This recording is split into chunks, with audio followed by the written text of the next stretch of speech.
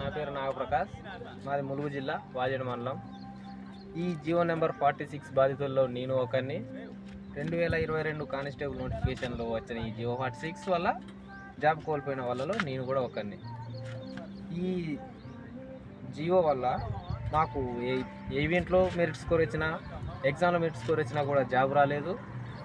దానికి ప్రూఫ్ 5 నిమిషాల 31 సెకండ్లలో నేను ఈవెంట్ కంప్లీట్ చేసుకున్నా.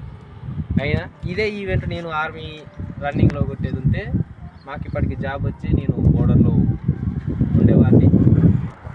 టీఆర్ఎస్ గవర్నమెంట్ ఇది తీసుకొచ్చిందనేసి అది కాదని కాంగ్రెస్ పార్టీకి ఓటేసినందుకు కాంగ్రెస్ పార్టీ కూడా మాకు తగిన బుద్ధి చెప్పింది.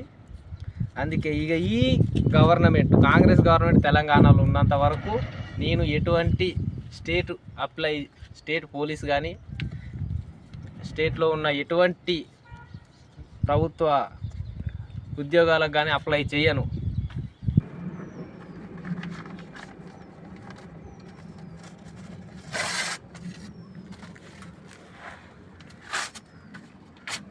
నేను చేసిన తప్పు ఈ గవర్నమెంట్కు ఓటేయడం, అలాగే కానిస్టేబుల్ అభ్యర్థిగా ఉండటం, ఈ గ్రామీణ ప్రాంతాల్లో పుట్టడం.